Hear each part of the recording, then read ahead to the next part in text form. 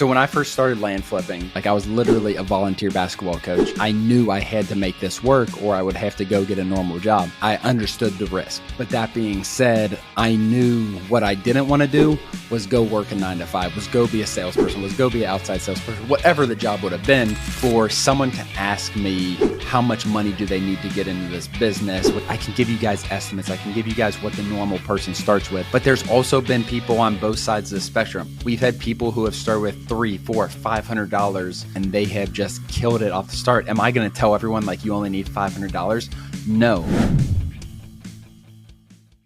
Hey everybody, welcome back to the Real Estate Investing Podcast. I'm your host by myself today, Ron Apke. Excited to talk about this topic. And the title that I named this is, You're Just Getting Started in Land Flipping. How much money do you need?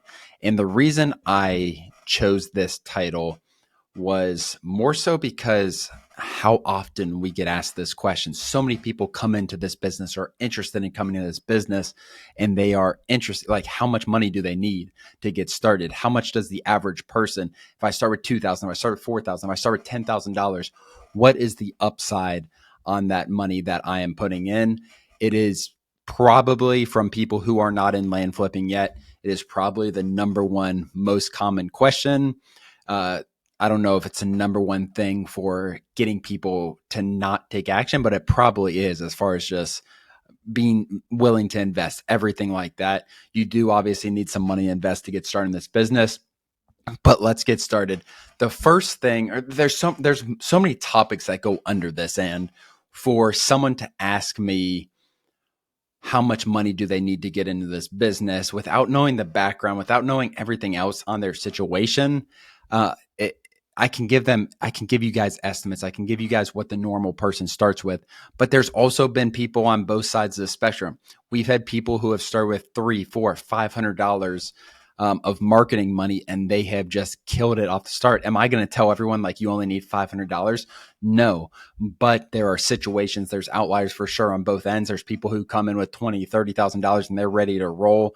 They're ready to invest in people. They're ready to scale their business. But the first thing when you are coming into this business is you need to decide based on you. It's not based on what I'm telling you. It's not based on what someone else is telling you. How much risk are you willing to put forward, essentially? What is what's your relationship with risk in general? Some people are much more cautious and risk averse, and they don't really want much risk in their life. So they might only be willing to put in 10% of what their savings are, or something like that, into a business like this. Other people, we've had people who have come in who have taken out credit card debt and taken out all these different things, and their mindset was the biggest thing with it, because they didn't take out credit card debt and think I'm going to lose all this. It was a mindset they never viewed it as risk. And that was with those situations, you need to, if you're scared and you're doing things like that, you're going to fail. But if you're confident and you're moving forward and you're willing to take on something as risky as credit card debt, go for it. But you as a person, you talking with your family, everything like that, you need to decide how much risk. Look at your bank account. If you have $15,000, how much of that are you willing to put in? If it's $3,000, great. If it's $5,000, great. But you really, really do want a number. Can that number change over time? Absolutely.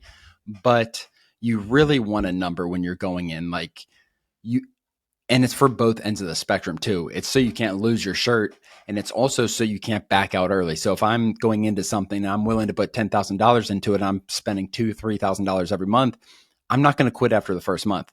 Unless I lose all that money and I don't feel like I can scale whatever it is, I'm keep on moving forward. That $10,000 I kind of treat when I first put it in as that money's gone, and I'm trying to grow that for whatever endeavor it is, whether it's land flipping or something else.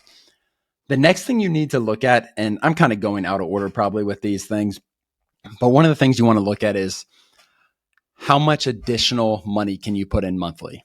So let's say you have $3,000. You're ready to go right now. $3,000 is probably on the middle to lower end of what we suggest. But if you're able to put $500, $700 additional dollars into the business every month, that is extremely powerful. It can get you 3, 4, 5 months of marketing very, very easily, get you your first, second, third deal. And with that, like we have people who come in with 3,000 who are frugal and they are saving money and they want to keep on piling money into this business. They legitimately only have $3,000 to start, but they know on a monthly basis they can continue to add more. That is extremely powerful. And I've seen people take that 3,000, add another $700 every month and take that to $100,000 within 6 months.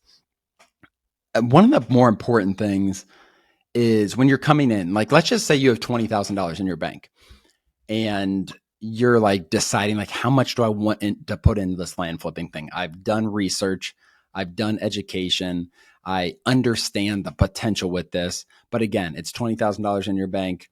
The first thing we talked about was risk, obviously. The next thing is like, what are your goals? If you're trying to quit your job within 4, 5, 6, 8 months, it's very, very realistic. If you have $20,000 to your name, again, a lot of it matters on your personal situation. If you're spending $15,000 every month, that's going to be difficult. If you're spending $2,500 every month, that's a lot more attainable. But that being said, if you have $20,000 and like you are ready to roll, you want to quit your job in 6 months, you hate your job. I was in a position. So when I first started land flipping, I mean, I wasn't making any money. Like I was literally a volunteer basketball coach. I knew I had to make this work or I would have to go get a normal job. And that it was kind of all in with this. I sold off 401k stuff. I sold off assets. And that was I understood the risk. Like I for sure understood that it could go wrong. But that being said, I knew what I didn't want to do was go work a 9 to 5, was go be a salesperson, was go be an outside salesperson, whatever the job would have been. I didn't want to go work for someone else. And Daniel and I saw such a great opportunity in land. And within 6 months, like it was like, yeah, I'm not going to work a job again in my life with how this is going. But you need to look with the money you have, with the money you're willing to put in, you need to look at like, what are your goals? If you are trying to do something fast, you need to really, really invest in the business, invest in yourself, invest in marketing. You need to put money into marketing. I'm not saying overdo it. Like if you have $20,000, do not spend $20,000 on marketing the first month, but maybe you spend $3,000 on marketing, then go up to $4,000, then $5,000 maybe. And you're going to be getting deals coming in. It's going to stack on top of each other. And that is how you quit your job faster, is if you are stacking marketing, text, direct mail, all these different things, cold calling maybe. If you're stacking these different marketing, deals are going to stack up and you're going to have so much profit by the time you hit 6 months because how much marketing is out there. And finally, I kind of want time versus money. So your job matters a lot in this. Like if you are working a 9 to 5 job and you can put an hour in a day, it's a lot different than the person who is maybe working a sales job, but they're on their own time. They can work 3-4 hours a day, whatever the number is. Those situations are completely different. You need to keep that in mind when you're doing these things is how much time do you have to invest versus how much money? It is very important versus some people come in with so much time. They have hours and hours they can put in every day, but they only have a few $100s. So they got to get on the phones. They got to cold call.